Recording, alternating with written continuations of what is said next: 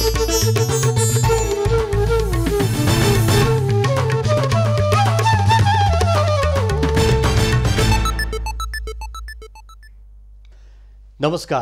यो एभिन्यूज खबरको संकेत हो। तपाई अहिले एभिन्यूज एट 2 मा हुनुहुन्छ। म नयन सापकोटा। प्रारम्भमा मूल खबर। पार्टीभित्रको विवाद समाधानका लागि नेकपाका नेताहरू सक्रिय। अध्यक्ष दाहालद्वारा ओली निकट नेता पौडेल र पोखरेलसँग छलफल।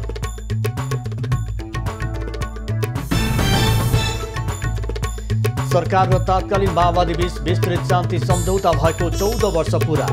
हजारौं द्वन्द पीडित अझै न्यायको प्रतीक्षामा।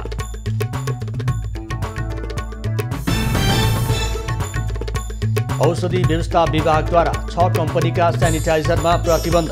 हानिकारक रसायन मेथानोलको मात्रा बढी देखिएपछि बिक्रीमा रोक लगाइयो।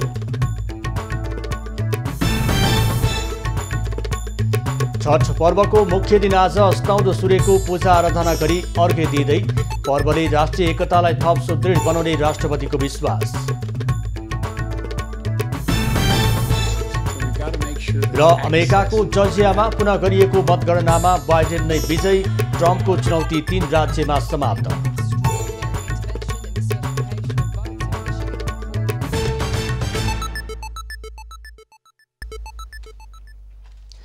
अब खबरको सिलसिला प्रारम्भ गरौं। नेकपाका नेताहरू सक्रिय सम्बन्धी प्रसङ्गबाट। नेकपाको विवादमा सहमति जुटाउन नेताहरूले सक्रियता बढाएका छन्। सचिवालय बैठक 10 दिनका लागि स्थगित भएपछि नेताहरू छलफलमा जुटेका हुन्। सोही क्रममा आज नेकपा अध्यक्ष पुष्पकमल दाहालले ओली निकट 2 नेतासँग पार्टी कार्यालय धुम्बाराईमा छलफल गरेका छन्।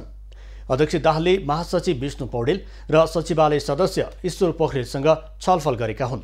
धुम्बाराहीमा भएको छलफलमा ओली निकट नेताहरूले यसअघि दाहालले ओलीलाई आरोप लगाउँदै तयार गरेको प्रतिवेदन फिर्ता लिएर समस्या समाधानको बाटोमा अघि बढ्न आग्रह गरेका छन्। दाहालले भने आफ्नो प्रस्तावको विषयमा अब पार्टीको वैधानिक निकाय सचिवालय स्थायी समिति र केन्द्रीय समितिमै छलफल हुने भन्दै फिर्ता नहुने अडान दोहोऱ्याएका छन्। नेकपाको सचिवालय बैठक मङ्सिर 13 गते बोलाइएको छ। सो बैठकमा प्रधानमन्त्री तथा पार्टी अध्यक्ष केपी ओलीले यसअघि अर्का अध्यक्ष पुष्पकमल दाहालले उनीमाथि आरोप लगाएर पेश गरेको प्रतिवेदनको जवाब पेश गर्ने भएका छन्। अध्यक्ष द्वयले एक अर्कालाई आरोप प्रत्यारोप गर्नुभन्दा पनि सहमतिमा अघि बढ्नुपर्नेमा दोस्रो तहका नेताहरूले जोड दिएका छन्। नेपाल सरकार र तात्कालीन द्वन्द्वरत पक्ष नेकपा माओवादी बीच विस्तृत शान्ति सम्झौता भएको आज 14 वर्ष पूरा भएको छ।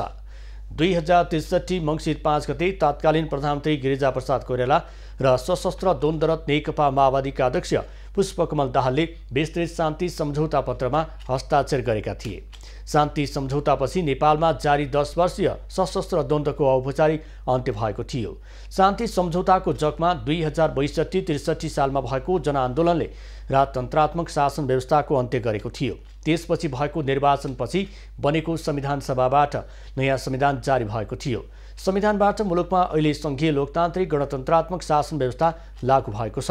तर तात्कालीन राज्यपक्ष र माओवादीबाट भएको मानवाधिकार उल्लङ्घनको छानबिन गरी सत्य पत्ता लगाउने र दोषीलाई कारबाही गर्ने काममा भने कुनै प्रगति भएको छैन। अहिले पनि हजारौं द्वन्द पीडित सत्य र न्यायको प्रतीक्षा गरिरहेका छन्।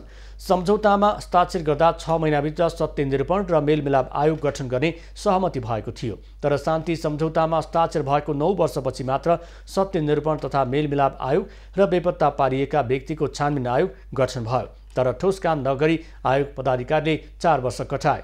त्यसपछि खाली भएका दुवै आयोगमा भागभण्डा नमिल्दा सरकारले लामो समयसम्म पदाधिकारी नै नियुक्त गर्न सकेन। करिब 10 महिना अघि मात्र सरकारले पदाधिकारी नियुक्ति त गर्यो, तर कोरोना महामारीको कारण देखाएर उनीहरूले कुनै काम गर्न सकेका छैनन्। गृह मन्त्रालयले नेपाल प्रहरीका प्रहरी वरिष्ठ परीक्षक एसएसपी को सरुवा गरेको छ। गृह मन्त्रालयले मन्त्री स्तरको मङ्सिर 5 गतेको निर्णयअनुसार 7 गतेबाट लागू हुने गरी जनपद प्रहरी समूहतर्फका 33 प्रहरी वरिष्ठ परीक्षकको सरुवा गरेको हो। गृह मन्त्रालयले आज सरुवा सूची निकालेको छ, जसअनुसार महानगरीय प्रहरी प्रमुखमा अशोक सिंह आएका छन्। श्यामलाल गेवालीलाई भने प्रहरी प्रधान कार्यालय, अपराध अनुसन्धान विभाग, अपराध नियन्त्रण महाशाखामा सरुवा गरिएको छ। यस्तै महानगरीय प्रहरी परिसर ललितपुरमा किरण बज्राचार्यको सरुवा भएको छ। ललितपुरमा रहेका टेक प्रसाद राईलाई प्रहरी प्रधान कार्यालय कार्य विभाग कार्य महाशाखा नक्सालमा सरुवा गरिएको छ। महानगरी ट्राफिक प्रहरी महाशाखाको प्रमुखमा एसएसपी जनक भट्टराई आएका छन्। यहाँ रहेका एसएसपी भीम ढकाललाई प्रहरी प्रधान कार्यालय सामुदायिक प्रहरी महाशाखामा लगिएको छ। श्रद्धा र भक्तिपूर्वक मनाइने छठ पर्वको मुख्य दिन आज अस्ताउँदो सूर्यको पूजा आराधना गरी अर्घ्य दिइँदैछ।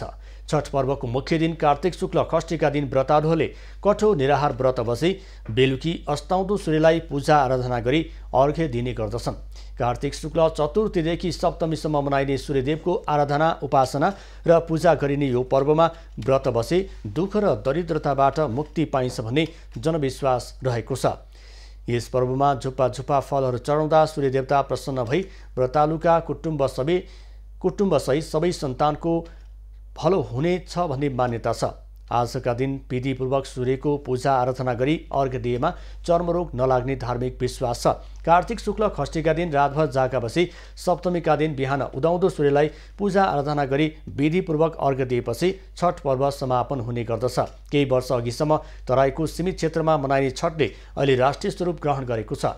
छठ पूजाका अवसरमा भिडभाड हुने राजधानी काठमाडौँका गुहेश्वरी, गहना पोखरी, कमल पोखरी, बागमती, नक्खु र विष्णुमती लगायतका नदी किनारमा यस वर्ष कोरोना महामारीका कारण सुनसान छन्।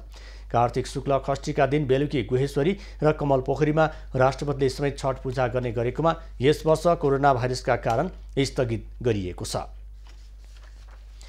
यसैबीच छठको अवसरमा देशका विभिन्न ठाउँमा रहेका नदी, ताल, जलाशयको सरसफाई गरिएको छ। यसअघि दुलै झैँ सिँगारिने नदी, ताल, जलाशयहरू कोरोना महामारीको त्रासका कारण यसपटक सामान्य सरसफाई मात्रै गरिएको छ। प्रशासनले पनि भिडभाड नगरी छठ पर्व मनाउन आह्वान गरेको छ। छठका लागि पर्सा जिल्लामा यस वर्ष करिब 70वटा घाटहरू बनाइएको छ।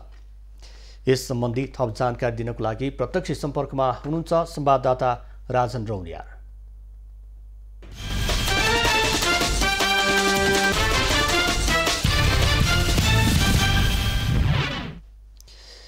राजन, आज छठ पर्वको मुख्य दिन, आज अस्ताउँदो सूर्यलाई अर्घ्य दिने कार्य अहिले पनि अब जारी हुन लागेको छ। सबै व्रतालुहरू निराहार व्रत बसी सूर्यलाई अर्घ्य दिनको लागि तयारी अवस्थामा रहेका छन्। विशेष गरेर पर्सा जिल्लामा थुप्रै छठघाटहरू निर्माण गरिएको छ। यसको व्यवस्थापन कसरी मिलाइएको छ? कोरोना महामारी छ एकातर्फ, प्रशासनले अर्को आग्रह गरेको छ, जानकारी गराउनुहोस्। नयाँ छठ पर्व भनेपछि तराई र मधेसको एउटा महान पर्वको रूपमा लिइन्छ र यो छठ पर्वमा प्राय घर यो पर्व चाहिँ मनाउने गरिन्छ र भिडभाड पनि निकै हुने गरिएको छ। तर यसपालि चाहिँ कोरोना महामारीले गर्दाखेरि स्थानीय प्रशासनले छठ पर्वमा टेन्टहरू लगाएर पन्डालहरू लगाएर सबै सजावट गरिन्थ्यो भने यसपालि जो प्रशासनले रोक लगाएको छ भने छठ घाटहरूमा हामी हेर्न सक्छौँ पृथ्वीहरूमा छ मास्क गरिएको छ, सामाजिक दूरी पालन गर्नुपर्ने हुन्छ र छठ घाटमा आउने व्रतालुहरूलाई यहाँ व्यवस्थापन समितिहरूले चाहिँ छठ घाटमा प्रवेश गर्नु पहिला मास्कहरू लगाएर मात्र प्रवेश गर्न दिएको छ भने हामी त्यो बाटोलाई हेर्न सक्छौँ। यो बाटोमा पोर्टलहरू हरेक जातको टेन्टहरू लगाएर पन्डालहरू लगाएर सबै सजावट गरिएको भने यसमा चाहिँ पुरै यो रूपमा राखिएको छ र योभन्दा पनि छठ पर्वहरूमा मेलाहरूमा भिडभाडहरूमा गरिब मान्छेहरू भन अब सरकारले बैलुनहरू वा खाद्य पदार्थहरू बेचबिखन गर्ने जुन ठेलामा राखेर बेचबिखन गरिन्थ्यो त्यस्ता ठेलाहरूलाई पनि योपालि राख्न दिएको छैन, जसले गर्दा भिडभाड कम हो। राजन, जस्तो अहिले हामीले दृश्यमा देखिरहेका छौँ, छठ पर्वमा सहभागी उनीहरू त्यहाँ आफ्नो पूजा सामग्री लिएर भित्र प्रवेश गर्दैछन् र कतिपय अवस्थामा हामीले दृश्यमा देखिरहेका छौँ मास्क नलाउनेहरूलाई मास्क पनि वितरण गरिएको छ। अब यो अहिलेको त्यहाँको अवस्था हेर्दाखेरि यो भक्तजनहरू आउने क्रम त जारी रहेको छ। कतिको सङ्ख्यामा त्यहाँ उपस्थित हुन सक्ने आकलन गरिएको छ? यहाँ समक्ष के जानकारी छ? रानीघाट छठ पूजा गर्ने खास गरेर यो छठ घाट नदीसँग छठ घाट र यसको महत्त्व चाहिँ यो क्षेत्रमा छ।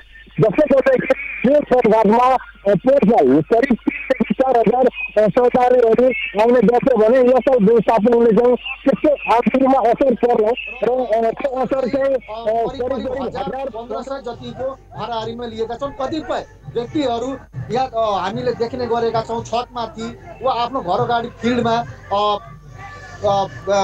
बनाएर त्यसमा अरग दिएर चाहिँ पूजापाठ गरिरहेको पनि छ र हामी हेर्न सक्छौँ अहिले पनि छठघाटभित्र भिड कम हुन्छ भनेर अनुमान गरिए तापनि तर भिड कम नहुने जस्तो अहिले देखा परेका छ।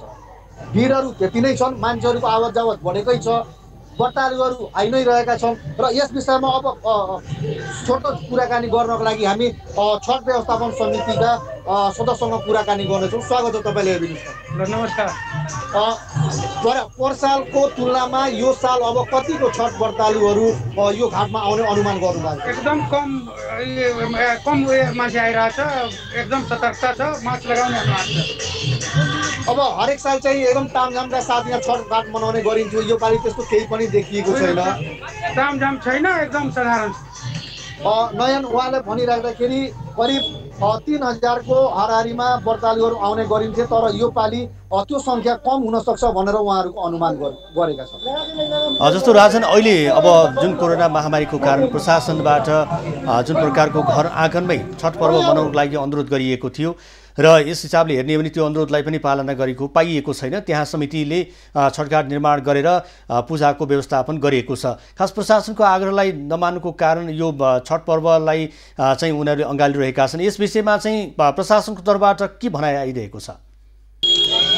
नयन, यो छठ पूजालाई लिएर करिब 1 हप्ता पहिला स्थानीय सरकारवालाहरूको बैठक बसेको थियो र त्यसको प्रमुख अध्यक्षता चाहिँ यहाँका प्रमुख जिल्ला अधिकारी आसमाङ तमाङले गर्नु भएको थियो। उहाँहरूले चाहिँ छठ पर्व कुनै पनि हिसाबले छठ घाटमा गर्न नदिने अडानमा थिए भने वीरगञ्ज महानगरपालिकाका मेयर विजय कुमार सराउगीले चाहिँ होइन छठ घाटमै पूजा गरौँ, बरु यसलाई कसरी कम गर्न सकिन्छ, भिडभाडलाई कम गर्न सकिन्छ त्योतिर लागेर यसलाई व्यवस्थापन गरौँ भन्ने तर्कमा थिए र त्यही तर्क अनुसार अहिले चाहिँ यो छठ घाटमा छठ पूजा भइरहेको छ। एउटा अर्को कारण के छ भने पर्सा जिल्लामा लामो समयदेखि भएको लकडाउन, त्यसपछि इक्यु सेन्टर बनेको एउटा क्षेत्र र त्यसपछि जुन एउटा राजनीतिक कार्यक्रमहरू राजनीतिक दलका प्रतिनिधिहरूले पार्टी प्रवेश कार्यक्रमहरूमा हजारौँको सङ्ख्यामा भिडभाड गर्नु, हिजो पनि घररा पोखरामा एउटा कार्यक्रम भएको थियो त्यसमा पनि कुनै पनि सामाजिक दूरी अपनाइएको थिएन जसले गर्दाखेरि यहाँका जुन स्थानीयहरू छन् स्थानीयवासीहरू छन् उहाँहरूको एउटा कन्सेप्ट के आएको छ भन्दाखेरि राजनीतिक दल वा सरकारी निकायको तर्फबाट कुनै पनि कार्यक्रम गर्दाखेरि कोरोना लाग्न नहुने तर पूजापाठ र यस्ता धार्मिक क्रियाकलापहरू गर्दाखेरि कोरोना लाग्ने, त्यसले गर्दाखेरि पनि यो प्रशासनको जुन आग्रह छ त्यसलाई अवहेलना भनौँ वा एउटा अटेर भनौँ उहाँहरू आफ्नो व्रतहरू चाहिँ गरिराख्नु भएको हामीले देखिरहेको छौँ। राजन, जस्तो सुरक्षा मापदण्ड त्यति अप्नाएको पाइएको छैन, यद्यपि त्यहाँ मास्क नलगाउनेलाई मास्क वितरण गरिएको त देखियो तर पनि छठघाटमा थुप्रै व्यक्तिहरूको त्यहाँ सहभागिता रहेको हामीले दृश्यमा पनि देखिरहेका छौँ। अब यो ज्वरो नाप्ने लगायतका सुरक्षा मापदण्ड जुन थर्मोगनले ज्वरो नाप्ने कार्यहरू त गर्न सकिन्थ्यो होला, त्यहाँ एक एकलाई गरेर ज्वरो नाप्ने कार्यलाई किन यसरी चाहिँ नजरअन्दाज गरियो? यसबारेमा चाहिँ सुरक्षा अधिकारी प्रशासनले के भनिरहेका छन्?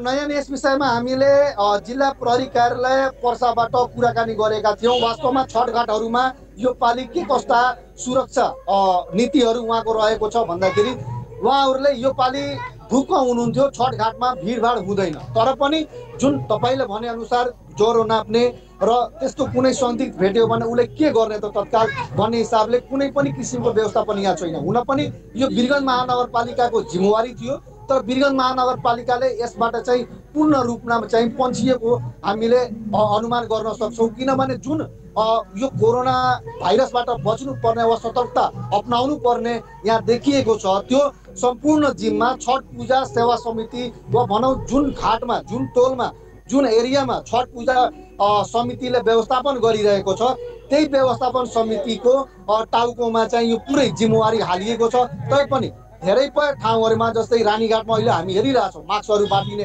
कामहरू भइरहेको छ, त्यस्तै घररा पोखरामा पनि सामाजिक दूरीहरू अपनाई पूजापाठ गर्ने भनेर त्यहाँ अनुरोध गरिरहेका छन्। जनस्तरले जति भ्याए। धन्यवाद राजन जानकारीको लागि। तपाईँसँग हामी फेरि पनि पछि जोडिने नै छौँ। उहाँ हुन्थ्यो पर्साबाट संवाददाता राजन रौनियार। हामीलाई पर्साको रानीघाट स्थित छठ घाटबाट प्रत्यक्ष रूपमा जानकारी दिनुहुँदै अहिले यतिखेर उल्लेख्य मात्रामा त्यहाँ छठ पूजामा सहभागी हुनको लागि श्रद्धालु भक्तजनहरू आफ्नो पूजा सामग्रीसहित छठघाटमा उपस्थित भइरहेका छन्। अब भने हामी यसै विषयमा छठ पर्वकै अवसरमा जानकारी दिनको लागि यतिखेर महोत्तरीबाट संवाददाता कमलेश मण्डल सम्पर्कमा जोडिनु भएको छ। कमलेश, महोत्तरीमा छठ पर्वको रौनक कस्तो छ? छठ घाटलाई कसरी व्यवस्थित बनाइएको छ, जानकारी गराउनुहोस्। महोत्तरी जिल्लाको पवित्र नदी दिघी, रातो, मरहा, जङ्हा र प्रसिद्ध पोखरी तथा जलाशयहरूमा अहिले श्रद्धालु भक्तजनहरूको घुइँचो लागेको छन्। व्रतालुहरू छठ घाटमा बिहानैदेखि बसेका छन् र अहिले छठ घाटका जुन पोखरीहरू छन्, जलाशयहरू छन्, त्यहाँ छठका गीतहरू गुन्जमान भइरहेको छन्। तर कोरोनाको जुन स्थानीय प्रशासनद्वारा निर्देशन गरिएको थियो कि भिडभाड नगर्नको लागि, तर यहाँ व्रतालुहरूले, यहाँ भक्तजनहरूले सोको उल्लङ्घन गरेका छन् र छठ व्रत पर्व धुमधामसित मनाइरहेका छन्। नै कमलेश, जस्तो अब स्वास्थ्य सुरक्षाको मापदण्ड कतिको पालना गरिएको छ, त्यहाँ सुरक्षा अधिकारीको उपस्थिति कस्तो छ, यसको व्यवस्थापनको बारेमा समितिहरू पनि बनाइएको होला, उनीहरूले कसरी काम गरिरहेका छन्? महोत्तरी जिल्लाकै सम्पूर्ण जुन छठ घाटहरूमा शान्ति सुरक्षालाई मध्यनजर राखी सशस्त्र प्रहरी, नेपाल प्रहरीका सुरक्षाकर्मी खटाइएको छन्। तर स्वास्थ्य जुन मापदण्ड छन् त्यो अपनाइएको छैनन् र समितिहरूले पनि सोमा ध्यान दिएको छैनन् र स्थानीय प्रशासनले जुन लगाइएको ऐन कानुन छन् त्यो ऐन कानुनको कारण भएको छैन। जस्तो एउटा प्रशासनबाट जुन प्रकारको अनुरोध, आग्रह र निर्देशन दिएको छ, त्यो निर्देशन पालना नभएको उदाहरण त हामीले दृश्य मार्फत पनि देखिरहेका छौँ। अहिले चाहिँ कोरोना महामारीको कारण पनि छठ पूजामा सहभागी हुनेहरूको अवस्था उल्लेख्य रूपमा हामीले देखिरहेका छौँ। सर्वसाधारणहरूले चाहिँ आफ्नो ख्याल चाहिँ कतिको राखेको यहाँले पाउनुभयो?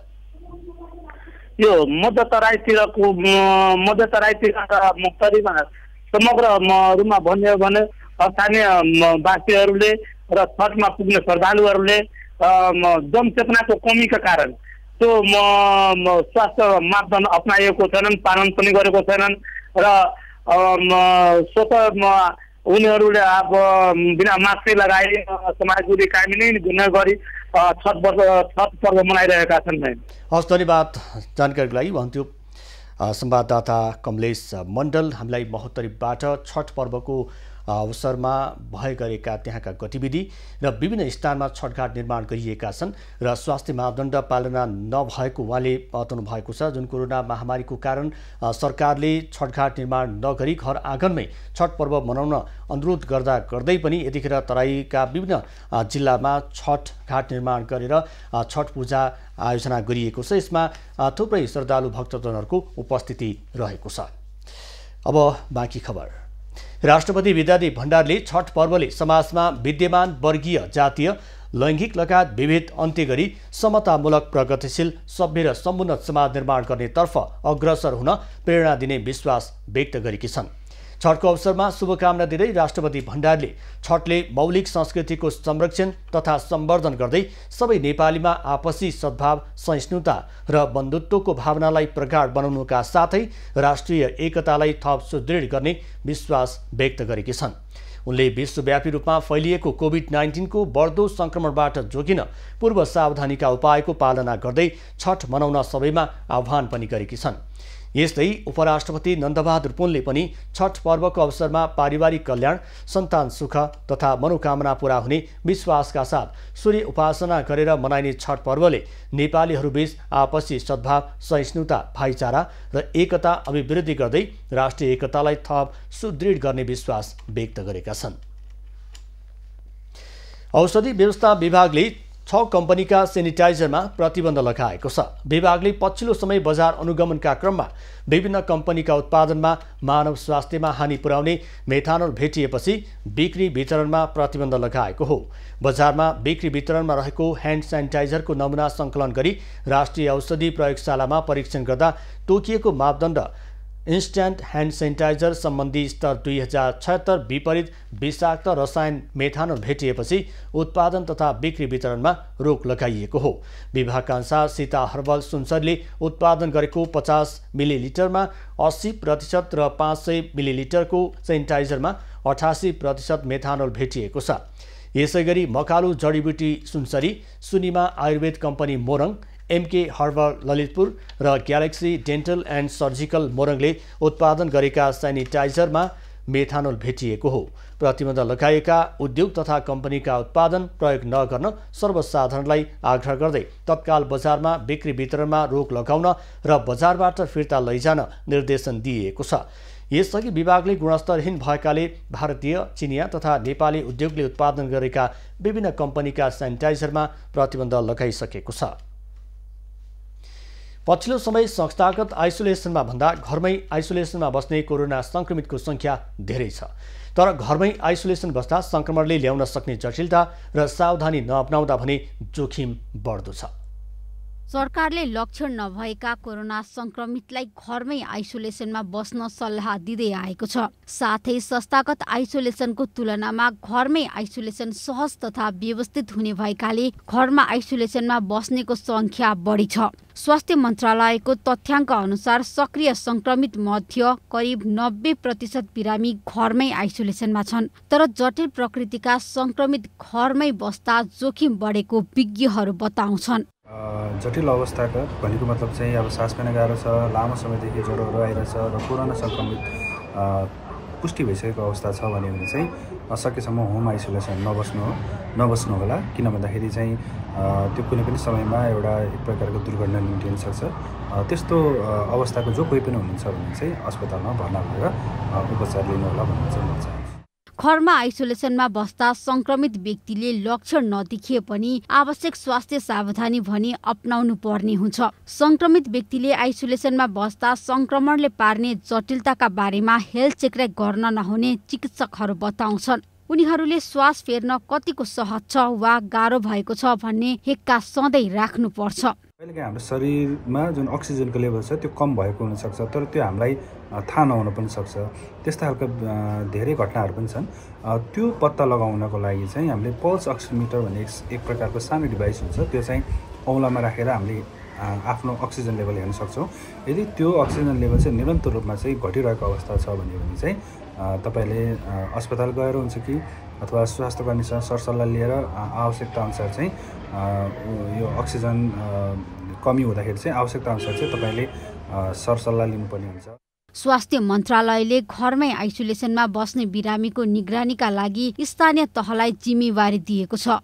तर स्थानीय तहले घरमै आइसोलेसनमा बसेकालाई स्वास्थ्य परामर्श दिने र स्वास्थ्य अवस्थाबारे जानकारी लिने व्यवस्थालाई कार्यान्वयन गरेको देखिँदैन, जसका कारण स्वास्थ्यमा जटिलता आएको अवस्थामा कहाँ र कुन अस्पतालमा उपचार गर्ने अन्योलतामै कतिपय संक्रमितको ज्यान जाने गरेको छ। एभी न्यूज खबरका लागि त्रिकुडा भट्टराई बस्नेत, काठमाडौँ।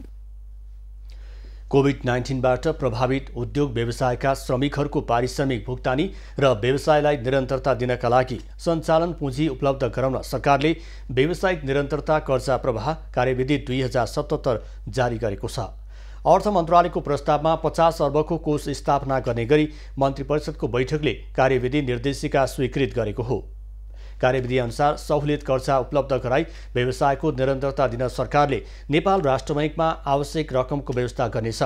उक्त रकम कोभिडबाट प्रभावित उद्योग व्यवसायलाई निरन्तरता दिन र श्रमिक कर्मचारीको तलब भत्ता उपलब्ध गराउन सहुलियत कर्जाको रूपमा ब्याङ्कहरू मार्फत उपलब्ध गराइनेछ। कार्यविधि मूलतः कोभिडबाट प्रभावित भएका उद्योगहरू व्यवसायहरूलाई उनीहरूको नियमित रूपमा सञ्चालन गर्न आवश्यक पर्ने पुँजी सञ्चालन पुँजीका लागि सहयोग गर्ने नेपाल सरकारले सहयोग गर्ने गरी ल्याइएको कार्यविधि हो। कोषमा जम्मा भएको 50 अर्ब रुपियाँ मध्ये कोभिडबाट अति प्रभावित क्षेत्र तथा उद्योग व्यवसायमा 50% प्रदान गरिनेछ। त्यस्तै मध्यम प्रभावित क्षेत्रमा 15 अर्ब रुपियाँ र कम प्रभावित क्षेत्रमा 10 अर्ब रुपियाँ कर्जा परिचालन हुनेछ। व्यवसायले आफ्नो सम्पत्ति वा परियोजना नै धितो राखेर कर्जा प्राप्त गर्न सक्ने व्यवस्था गरिएको छ।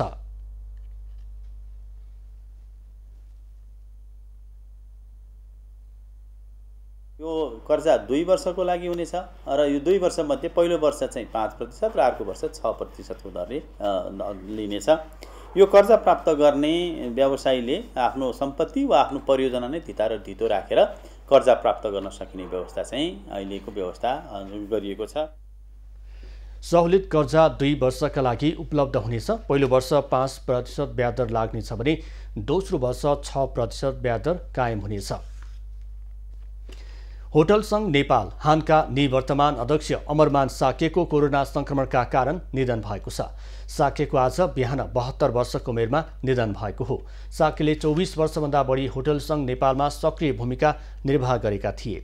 होटल क्षेत्रमा रोजगारदाता र श्रमिकको बीच एकता र सहसम्बन्ध स्थापित गर्दै औद्योगिक मैत्री वातावरण कायम राख्न साकेको महत्त्वपूर्ण भूमिका रहेको हानले जनाएको छ। साकेका श्रीमती र 2 छोरा छन्। उनका जेठा छोरा काठमाडौँ मोडल हस्पिटलका चिकित्सक हुन्।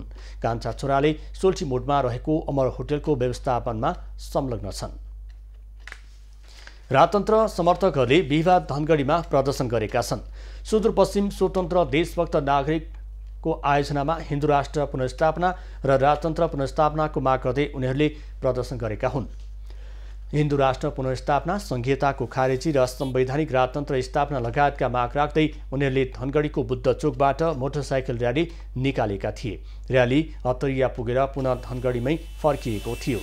धनगढी पुगेर र्याली कोणसभामा परिणत भएको थियो।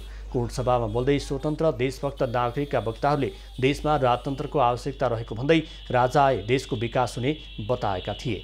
हिन्दू राष्ट्र पुनर्स्थापना, संघीयताको खारेजी र संवैधानिक राजतन्त्र स्थापनाको माग गर्दै पछिल्लो समय देशका मुख्य सहरमा र्याली सभा र प्रदर्शन हुँदै आएका छन्। खबरको सिलसिला अझै जारी छ, हामीसँगै रहनुहोला। अब बाँकी खबर। काठमाडौँ महानगरपालिकाले सबै वडामा सुविधाजनक सार्वजनिक शौचालय निर्माण गर्ने योजना अघि बढाएको छ। यही योजना अनुरूप चक्रपथ सडक खण्डको स्वयम्भू बुद्ध पार्क क्षेत्रमा शौचालित नमुना सार्वजनिक शौचालयको शुभारम्भ भएको छ। 400 वर्गफिट क्षेत्रफलमा निर्माण भएको सो शौचालयमा बच्चालाई प्याड फेर्ने, महिनावारी भएका बेला प्याड लिन मिल्ने र प्रयोग गरिएको प्याड व्यवस्थापन गर्ने डिस्पोजल मेसिन, शौचालित प्रविधिबाट पानी र झोल साबुन र हात सुकाउने मेसिन जडान गरिएको छ। त्यस्तै पर्यटक र अपाङ्गता भएका व्यक्तिका लागि एक-एकवटा छुट्टै शौचालय कोठा पनि रहनेछन्। शौचालित भेन्टिलेसन, शौचालित फ्लस फ्यान, सुधारिएको दिशा गर्ने प्यान जडान गरिएका छन्। नुहाउनका लागि तातो र चिसो पानी आउने सावर, फोहोर पानी प्रशोधन पुनः प्रयोग गर्ने प्रणाली, बायोग्यास प्रविधिबाट दिशाजन्य लेदो व्यवस्थापन यसका विशेषता हुन्। महानगरपालिकाले यस आर्थिक वर्षभित्रमा 30 देखि 40 वटासम्म शौचालय निर्माण गर्ने योजना बनाएको छ। महानगरपालिकाले शहरभित्र सञ्चालनमा रहेका सार्वजनिक शौचालयको गुणस्तर सुधार गर्ने, पहुँच बढाउने र पेट्रोल पम्पहरूलाई व्यवस्थित गर्दै लैजाने योजना रहेको बताएको छ। यस वर्षको तिहारमा 13 करोड 95 लाख रुपियाँ बराबरको फूलको माला खरिद बिक्री भएको छ। अघिल्लो वर्षको तुलनामा मालाको कारोबार 36%ले घटेको पनि कोरोना महामारीकै बीचमा पनि व्यवसायले अपेक्षा गरे भन्दा निकै राम्रो कारोबार भएको नेपाल फ्लोरिकल्चर एसोसिएसनले जनाएको छ। तिहारमा 11 करोड 70 लाख रुपियाँ बराबरको 13 लाख थान सयपत्रीको माला बिक्री भएको जनाइएको छ। सयपत्रीको माला औसत 90 रुपियाँमा प्रति गोटा बिक्री भएको थियो। यस्तै नेपालभित्रै 1 करोड 80 लाख रुपियाँ बराबरको 3 लाख गोटा मखमलीको माला यस अवधिमा बिक्री भएको जनाइएको छ। मखमली मालाको प्रति गोटा औसत मूल्य 60 रुपियाँ रहेको थियो। त्यस्तै तिहारमा नेपालबाट 45 लाख रुपियाँ बराबरको 1,50,000 थान मखमलीको माला निर्यात भएको छ। यो तिहारमा सबैभन्दा बढी बागमती प्रदेशमा 8 करोड 10 लाख रुपियाँ बराबरको फूलको मालाको कारोबार हुँदा कर्णाली प्रदेशमा सबैभन्दा कम 40,50,000 रुपियाँ बराबरको माला खरिद बिक्री भएको एसोसिएसनले जनाएको छ। झापा जिल्लाको दक्षिणी क्षेत्र कचनकवल गाउँपालिका 3 स्थित सुकुना डिगी पथरिया बगान बजार हुँदै घेराबारी जाने सडक अहिले धमाधम कालोपत्री भइरहेको छ। सडक कालोपत्री भएसँगै पक्की सडकको अभावमा वर्षौंदेखि स्थानीय बासिन्दाले भोग्दै आएको हैरानी र शास्तिको अन्त्य हुँदैछ। वर्षौपछि झापा जिल्लाको दक्षिणी क्षेत्र कचनकवल गाउँपालिका 3 स्थित सुकुना डिगी पथरिया बगान बजार हुँदै घेराबारी जाने सडक अहिले धमाधम कालोपत्री भइरहेको छ।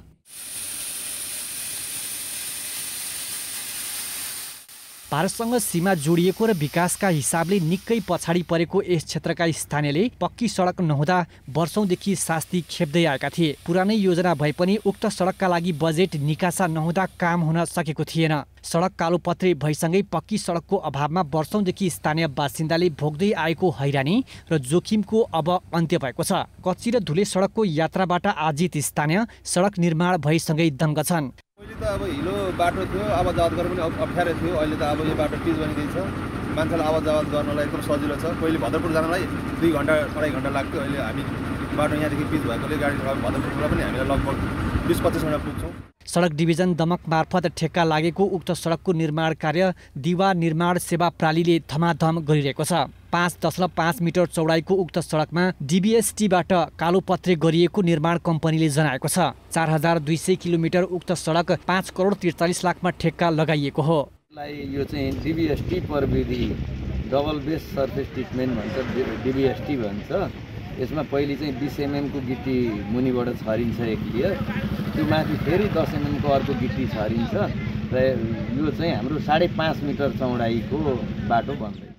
वर्षौंदेखि उक्त सडक खण्डको स्तर उन्नति हुन नसक्दा काम विशेष र बिरामी भएका बेला उपचारका लागि सदरमुकाम आउन पनि दिनभर समय खर्चाउनु पर्ने बाध्यता स्थानीयमा थियो। सन्तोष नेउपाने, झापा।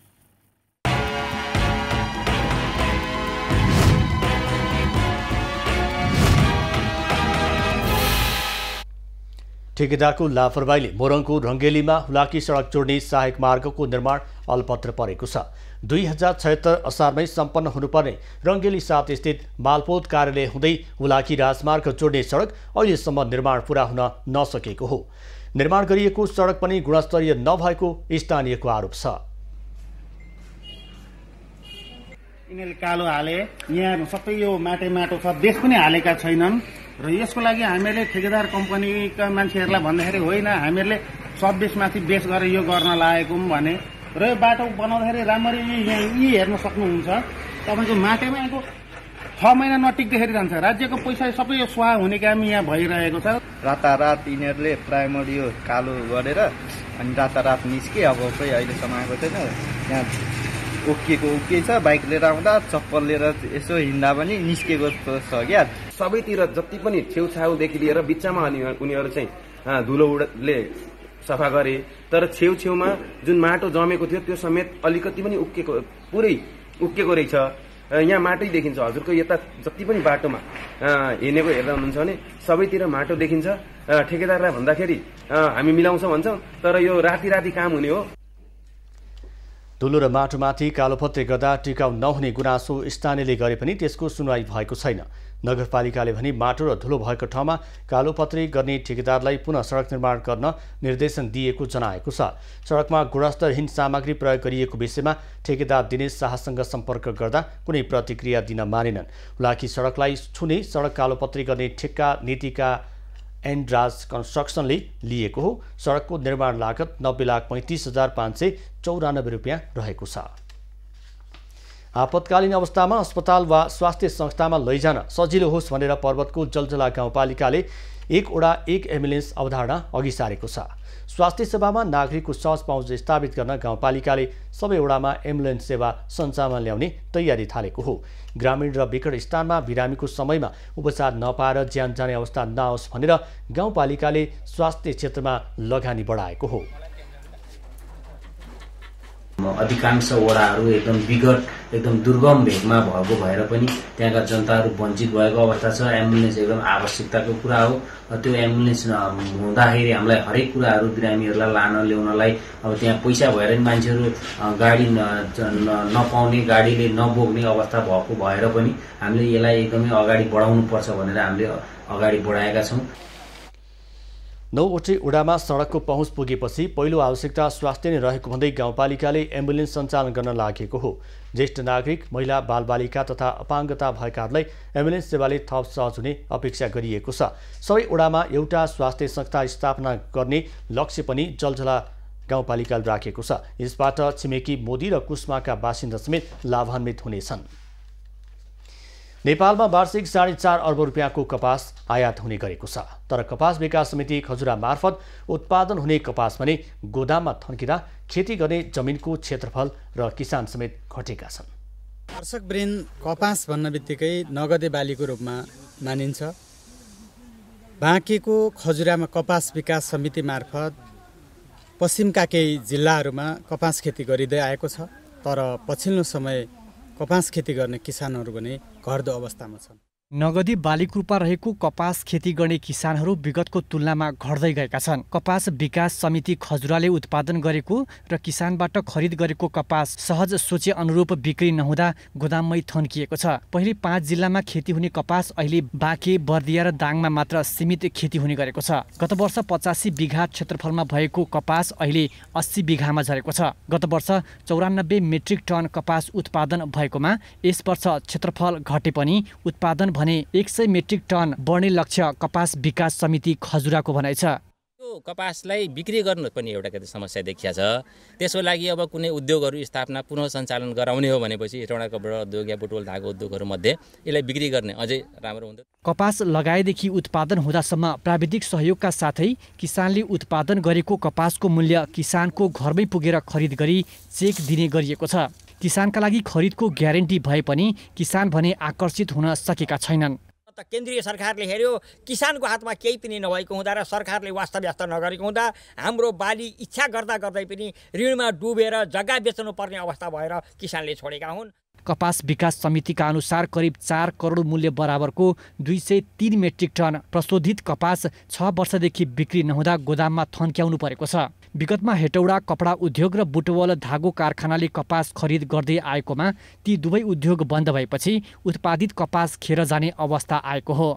सङ्घ, प्रदेश र स्थानीय तह 3 तहको सरकार भइसकेको अवस्थामा यी 3टै सरकारको समन्वयमा कपास खेतीलाई अगाडि बढाउन सक्ने हो भने नेपालभित्रै यो कपासले आत्मनिर्भर हुन सक्छ। एभिन्यूज खबरका लागि खम्ब प्रसाद पुनका साथमा दुर्गा रोकाए, जमुनी, बर्दिया। झापा अर्जुनधाराका सञ्जय वास्तुलालले ह्याचरी मेसिन निर्माण गरी बिक्री गर्न सुरु गरेका छन्। वैकल्पिक रूपमा अन्डाबाट चल्ला निकाल्न समस्या परिरहेका किसानलाई ह्याचरी मेसिनले राहत दिएको छ। सूचना प्रविधि विषय लिएर अध्ययन गरिरहेका झापा अर्जुनधारा 5 का 20 वर्षीय सञ्जय वास्तुलाले ह्याचरी मेसिन बनाएर व्यावसायिक रूपमा बिक्री समेत गर्न थालेका हुन्। कृषि फर्म चलाउँदै आएका वास्तोला परिवारले पालेका कुखुराले अन्डा दिए पनि ओथारो नबसेको कारण चिन्ता परिरहेको समयमा 3 वर्षदेखि ह्याचरी मेसिन बनाउने विषयमा केन्द्रित बन्दै आएका सञ्जयले लकडाउनको समयको सदुपयोग गर्दै ह्याचरी मेसिन बनाउने काम गरेको बताए।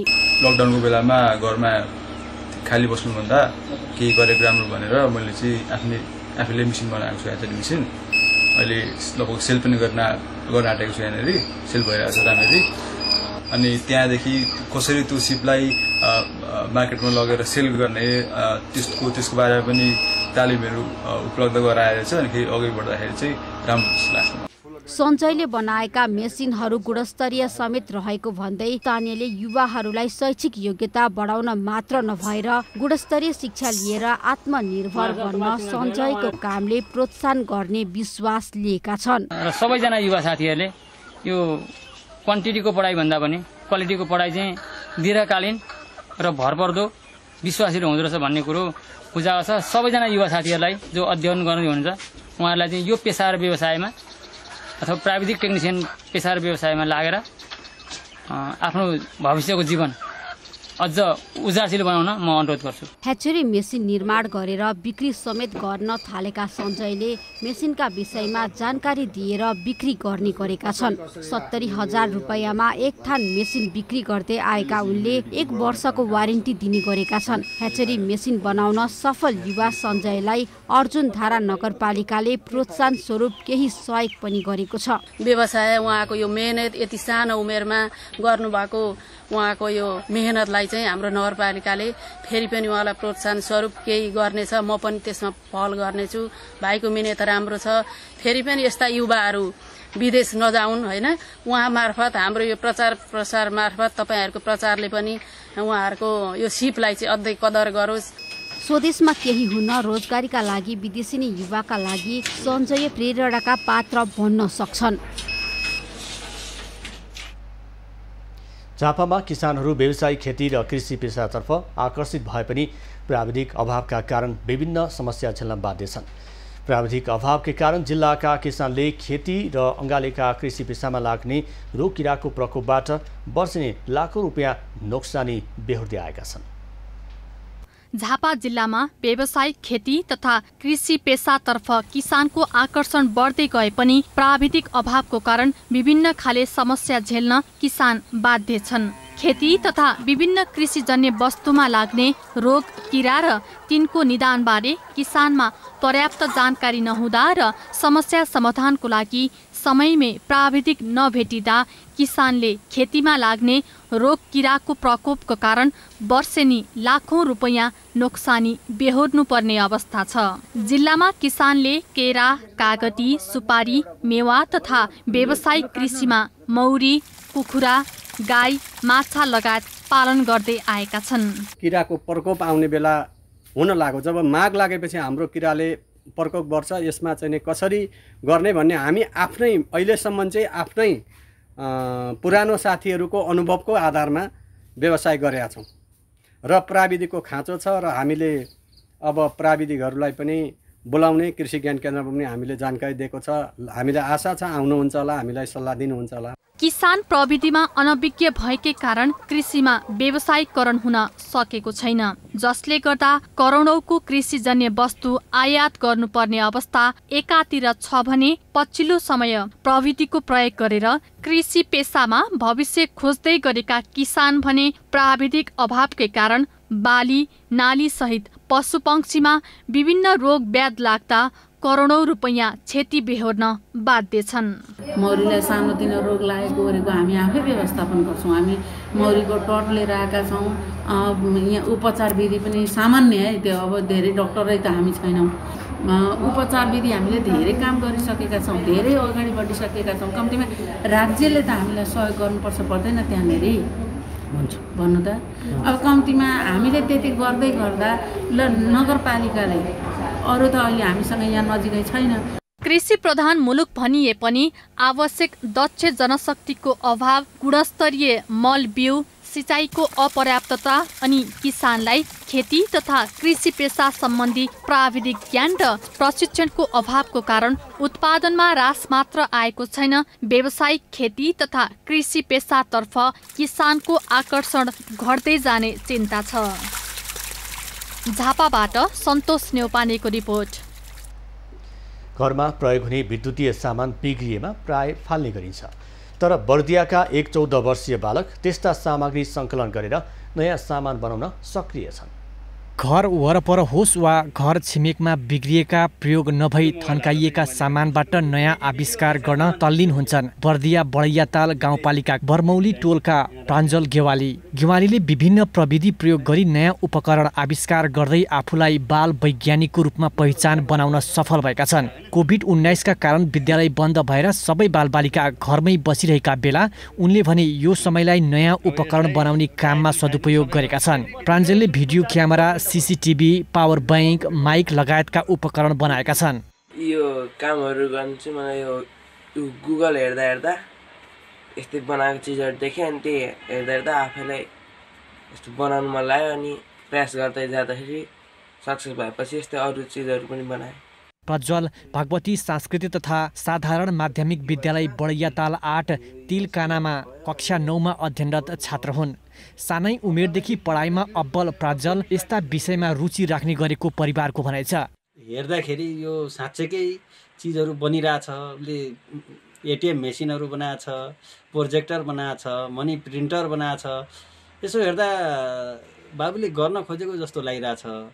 अब यसलाई भन्नुपर्दा चाहिँ हाम्रो स्थानीय निकायले नै जिम्मा लिनुपर्छ, किनभने हाम्रो यो जिल्लाको गहनाकै रूपमा बाबु देखिएको छ। प्रज्वल आविष्कारमा मात्र सीमित नभई सामाजिक काममा पनि उत्तिकै सक्रिय छन्। उनले समाजमा हुने विकृति तथा विसङ्गतिका विरुद्ध सचेतनामूलक कार्यक्रम समेत निर्माण गर्दै आएका छन्। दुर्गा आचार्य, बर्दिया। खबरको सिलसिला अझै जारी छ, हामीसँगै रहनुहोला।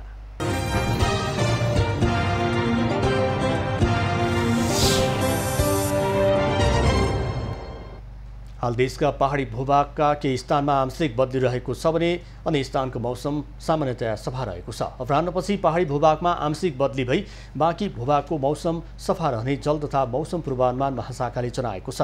काठमाडौँ उपत्यकाको आजको अधिकतम तापक्रम 22 डिग्री सेल्सियस र न्यूनतम तापक्रम 5 डिग्री सेल्सियस बीच रहने अनुमान छ। आज सूर्योदय बिहान 6 बजेर 28 मिनटमा भयो भने सूर्यास्त साँझ 5 बजेर 9 मिनटमा हुनेछ। आज देशभरको मौसम कस्तो रहला त? हेरौँ देशका विभिन्न स्थानको अनुमानित मौसमी अवस्था।